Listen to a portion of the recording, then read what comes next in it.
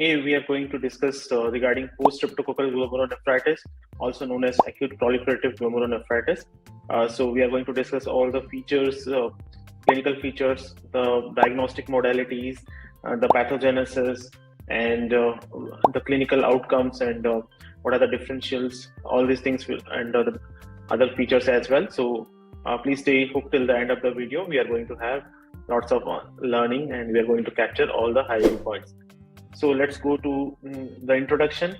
The post-streptococcal glomerulonephritis is caused by streptococcal species infection, and post-streptococcal infection, generally group A beta hemolytic streptococcal infection.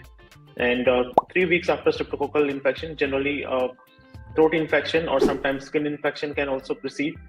And there is a group A beta hemolytic streptococcus, and the M protein. M protein is the virulent factor that is known to cause this kind of glomerulonephritis, that is known to act as an antigen and cause antigen antibody reaction.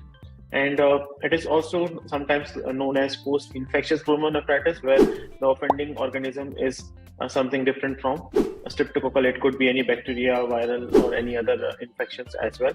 The patients commonly present, generally children, and present with hematuria, and that is blood in the urine. There is azotemia, reduced urine, and increased BUN level. Oliguria, there will be severe reduction in the urine volume, that is oliguria will be there. And these are the important and cardinal features of post-streptococcal glomerulonephritis, or also known as proliferative glomerulonephritis.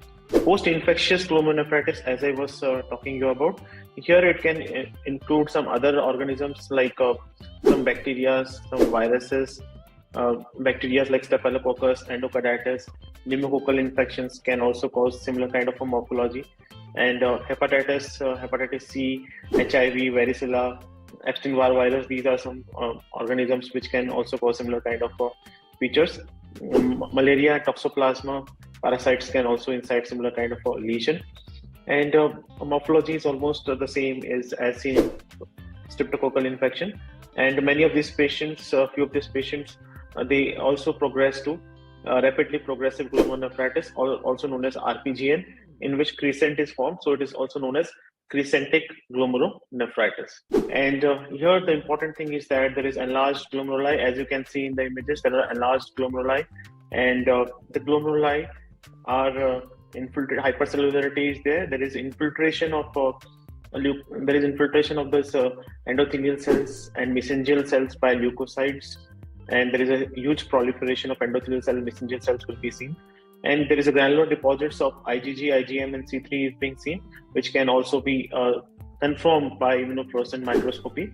Electron microscopy typically reveals the deposition of immune complex as an electron-dense material and occurring just beneath the epithelial lining of the glomeruli, and it presents as a hump or elevation, which is known as subepithelial hump. So subepithelial hump, remember, this is a very characteristic of acute post-streptococcal glomerulonephritis. And as you can see in the immunofluorescence, there is a granular deposit of IgG and C3 that is being seen corresponding to the humps, and these are illustrated by the bright immunofluorescent staining.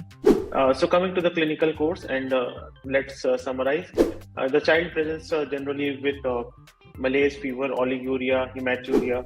There is a cola color urine. It's very dark color urine due to hematuria. And the patient typically presents after 1 to 2 weeks of infection, post recovery from infection, sore throat infection, sometimes skin infection also they can present as. And if we just do a simple test of ASO titer will be elevated. ASO is antistreptolysin O titer, that will be elevated in the blood. And urine examination will also give vital clue. In urine examination, we will get this red cell cast, mild proteinuria, and this will be there. Patient will also present with periorbital edema, hypertension will be seen. These are the cardinal features in children. So generally it is limited to children and adults, and sometimes adults can also be affected.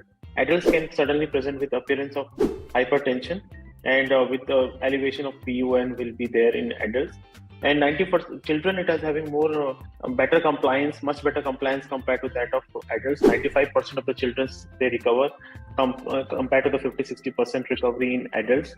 And 1 to 2% of the cases of children, they do not improve and they progress to severely oliguric conditions.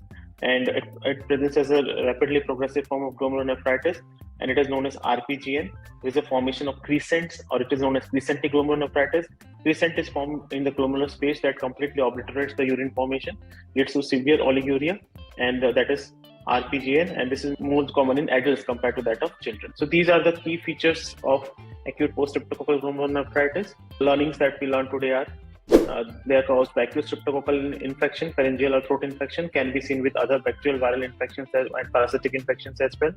And here there is a typical hematuria. Patients present with nephritic syndrome, hypertension will be there.